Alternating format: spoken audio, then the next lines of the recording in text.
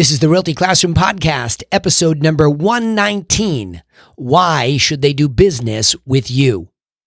Are you a real estate agent with an entrepreneurial spirit who wants to turn your job into a business without sacrificing your lifestyle, but you just can't seem to find the right plan or any plan to help you get there? Well, then you're in the right place. I'm Danny Griffin, the founder of the Realty Classroom and the host of this podcast, and to help you take immediate action to get started in a better, and what I mean by that is a more strategic direction, whether you're new and just getting started or you're trying to reset as a top producer, I've created a free jumpstart course for you that's waiting over at freeagentgift.com. It'll definitely help you get more strategic because it's exactly what I use to do the same, and it's exactly what I use to coach my top producing mastermind group against and keeps us honest. Freeagentgift.com. It's for you. All right. In this episode, like all episodes, I really try to bring you what is practically happening in the field. I'm not a theoretical teacher here. I actually am probably one of the very few coaches that actually does this every day. I'm an active agent per se, even though I'm a broker owner. I'm an agent at heart in the field, helping buyers and sellers. And I run an agency with real agents in it. Okay. So it's not just that I have this coaching program under the Realty Classroom. I do this. So I practice very much so before I preach. And right now, in the heat of this podcast, or the heat of the moment of doing this podcast, I am super busy because there are a lot of people, especially the high-end business, where people want to take advantage of, especially moving to my Cape Cod market. Boston got a little bit quieter and a little bit more difficult, and that's what I'm going to talk about. We had this really almost a flip-flopping of the busyness as people realized from COVID and all the violence in the city that they wanted to move to Cape Cod because they could now really Zooming or telecommunicating and all of that good stuff that I've been doing for a long time all of a sudden became standard fare, and people wanted to do it. So they started to come to the Cape where it's beautiful. But in Boston, where it was very easy to sell most of everything, and we've been on a tear up there for a very long time, all of a sudden it got difficult. So what that means is there are a lot more expired listings at luxury up there. And we were talking to one of those gents, and I want to talk about that, what it was like, because on Cape Cod, I'm very used to going through this rigmarole that I go through. Why me here? But up there, it's the first time we've really had to go that deep, and I love it, because I'm well practiced at it. And I think a lot of the agents in Boston haven't had to do that for a long time because it's been easier, right? You just go in there, and if you're in there, you get it listed and the marketplace lifts you up and you get it sold. Okay. But I got this question from this gentleman and I loved it. So I leaned in and I wanted to share with you as I went back, and I slow myself down because, the knee-jerk reaction as a pro after doing this for 21 years, you tend to start to lose your own formula. I mean, I've been spending years as a coach and a doer of the thing trying to organize a formula so that I don't get carried away, because here's somebody that doesn't know me at all, has no context for my resume, has no context for who I am, other than we proactively reached out to him, sent him some of our planned material, and he liked it well enough where he's continued the dialogue. We are unable to sit with him face to face, which is my preference and which we were pushing for, but it turns out he's going to be stuck for quite some time in Florida given the current pandemic as I'm recording this. So I have to answer these questions over the phone. So here's what I reset myself. So here's the question: why should they do business with you? And I made a little formula here for us today. Because you, number one, recognize them as the hero. And by that, what I mean is you're not saying that, hey, you're my hero. What you're doing is you're recognizing that they're important. And so you ask them, well, before I tell you why I think I'm the right choice, tell me what's most important to you. So really thinking about what's most important for them, because you might start to go off on a plan. You might start to go off on your resume, your company, and you haven't even asked them, well, first of all, before we get started, what's most important to you about selling this property? And in this case, I did ask him. He said, well, I have 2 of them and I don't want 2 of them. Okay, good. Very obvious, right? Is there one you prefer? Well, sure, I prefer this one, but I don't know if it's going to be an easy sell. Well, let me determine that when we get to the analysis part of our discussion or our relationship, but I just want to know that because that's what's important to me. So they're already leaning in because you're listening. The next point is because you have a plan they can understand. Now, this becomes difficult. On Zoom, it's a little bit easier, but he's a little bit elderly and he doesn't really see Zoom as the benefit. He just wants to pick up the phone and just tell me. Don't make me jump through these technology hoops. Just tell me. Okay, no problem. So I have this plan that I teach from and I use, and it just has 7 steps to selling a property. And a lot of people have questioned, why do you talk about pricing first? Because that's what sells a property when it's done correctly. If you have the ability to technically be good at pricing he said, let's slow that down, to price it correctly, then a lot of what will happen is the marketplace will do the rest to bring you activity where you then become a market maker. That's my narrative. But what that really means is, if you look at a pinwheel of the way that I've organized it, pricing it right matters, because if you're not in the right price range, nobody's coming. I know everybody wants to say, how are you going to market my property? Well, wait a minute. First of all, what's most important to you? Well, I don't want to own 2. Okay, well, we'll get to marketing, but that's not primary. Huh? Well, if we don't get you in a price range where we can attract buyers and co-brokes with their buyers, well, then who cares about marketing? It's not going to do anything. Let that sink in for a second. I mean, I just can't believe how many of you are still just falling trap to that. And you're even your companies are falling trap to that, where all of a sudden we are this one and we have international buyers and we have this proprietary 88% or so in my marketplace of the deals are done one co-broke to the next co-broke, which means the multiple listing service is very efficient. So if I price it right, I'm going to have a good chance to help you compete in the marketplace, because co-brokes are going to bring me their buyers and I'm going to be able to get feedback. So pricing it right becomes paramount. Now, if you want to move up the ladder, I need to see the property and tell you could or should recondition certain parts of it. That's the next point. You could or should stage it better.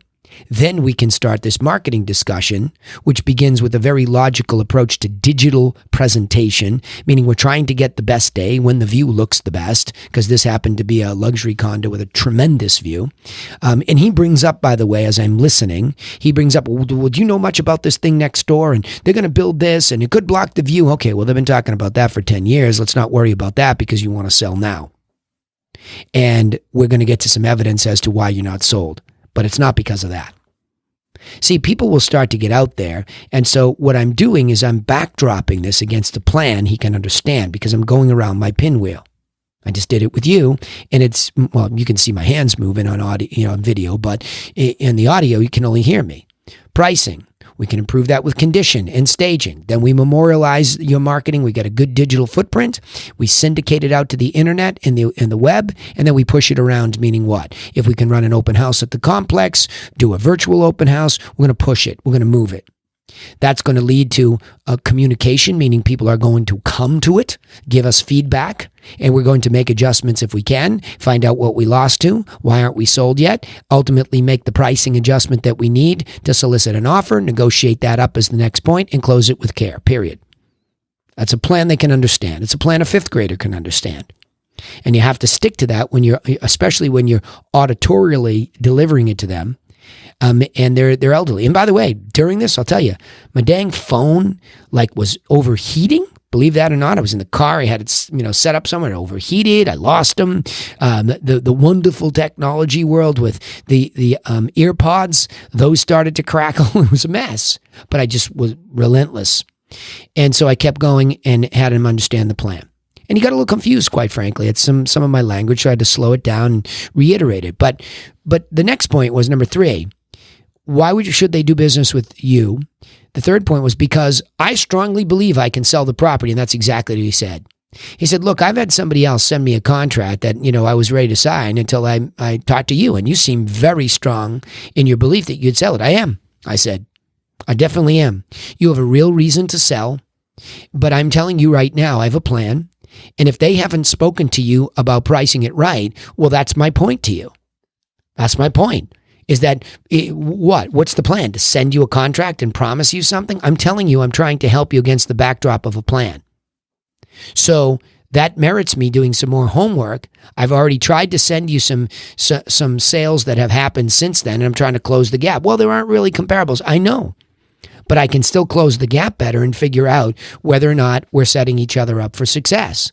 See, so I can begin to deal with his thoughts and his worries against this plan, and it helps him stay inside the guardrails with me, and he can feel me leading him to a conclusion or to the next level of value. He doesn't have to hire me, but it is now time to go to another level beyond the simplified version of the plan that he heard over the phone. I now need to get some physical evidence as to what's been happening and look at the price per square foot, look at the size of those units, and try to reconcile the differences for him, right? But I do strongly believe if he'll listen to this and he listens to the plan, that I can sell this property. I know I can.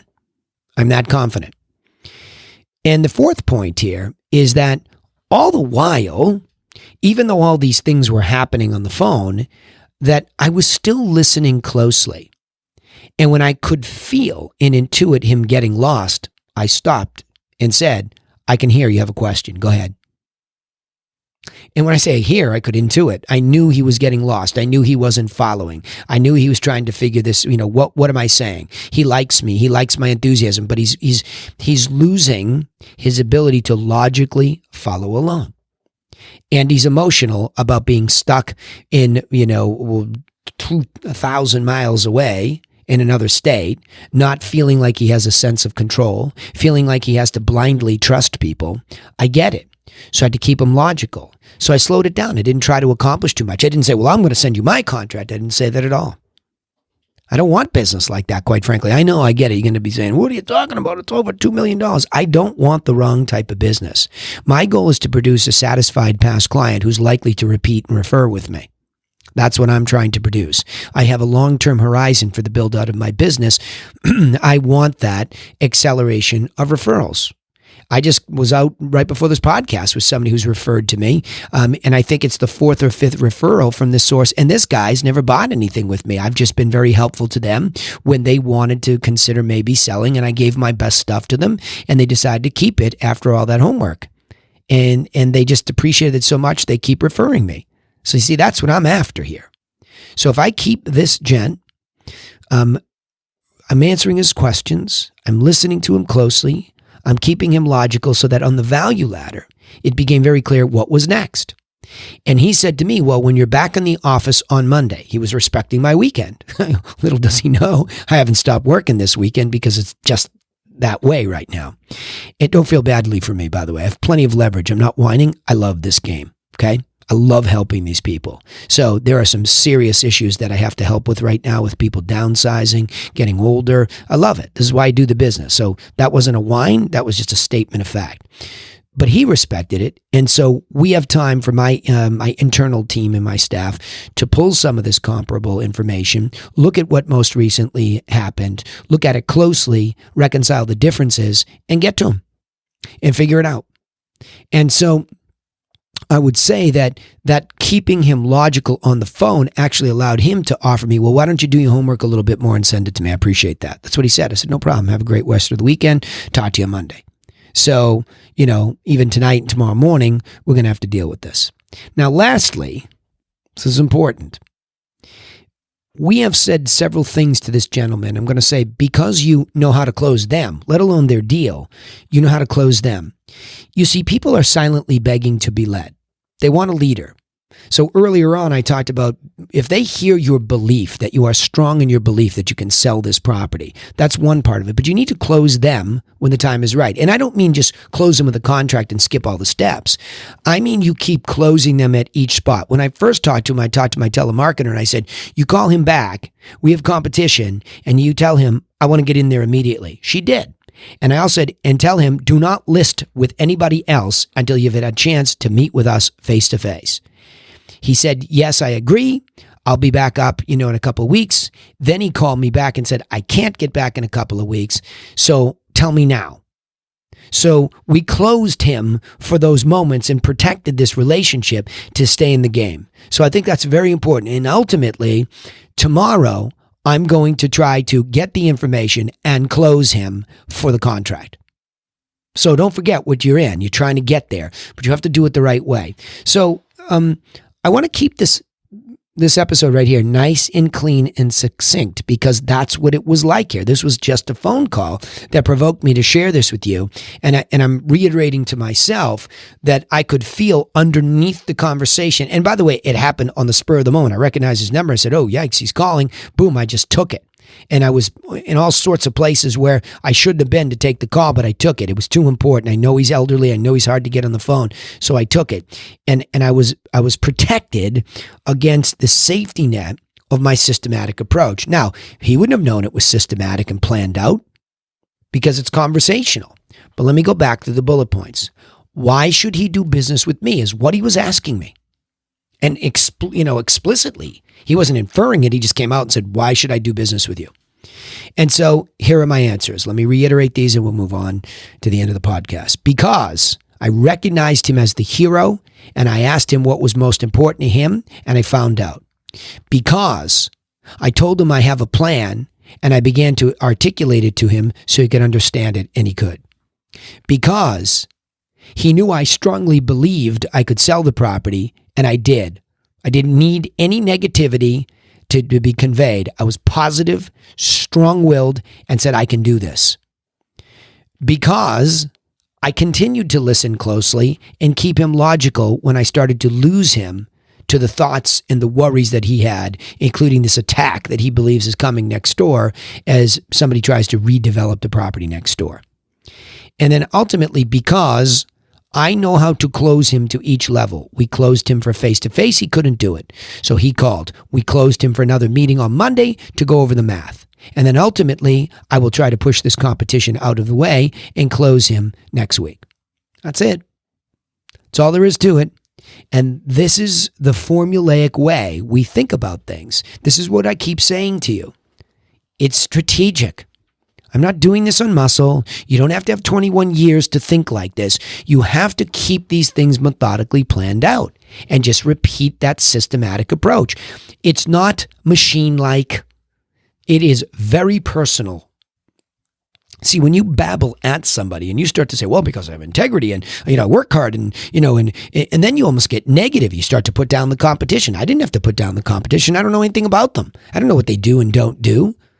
God bless him for being aggressive and throwing a contract in front of the guy and saying, we're right here and we do them, blah, blah, blah, right? Okay, whatever. Well, here's what I do.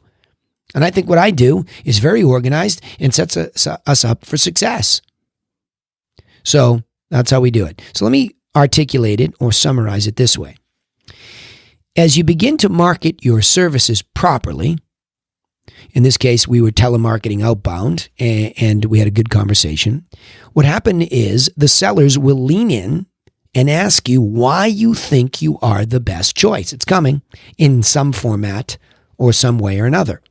So be properly and thoroughly prepared to first discover, before you even get into you, what's most important to them. And then demonstrate how your plan will serve not only that need, that thing that's most important to them, but many others that they might not have even thought about. All right, now remember, I'm going to state it again here. This was a nice, quick, succinct podcast, formulaic, real moment. But you need to be strategic about your whole business, not just a phone call with a seller.